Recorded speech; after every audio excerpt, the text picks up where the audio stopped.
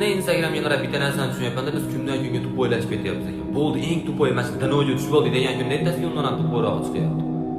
Fahsh, qimor, ichkilik, chekkilik уже odatiy holga aylanib qoladi. 5-sini ham qo'shdik. Fol bor, baxshilar, fol borlar. Sehrchi oldi, abrakadabra. Kuf, suf, dam solaman degan trend ko'rdinglarmi? O'zini o'zi o'ldirish trend kelib chiqmayapti xolos. O'zi 5 ta katta gunoh bor.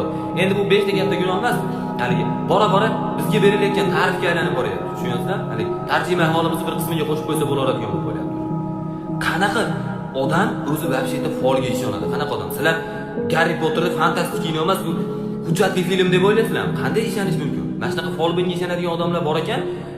Telefonda mashinalar klient yo'qolib qolmaydi. Chunki ikkalasi ham aldanuvchi odam bir xil darajada tupoy bo'lishi kerak. Biz haqiqiy hayotda yashayapmiz. Alo, bu ertalab turib olib, geta emas, ertalab turib olib, chit yozib olib, kod yozib olib, kimnidir o'qitib olib, zo'r yashab ketgan. G'irrom o'yin. Ban olamiz, ban.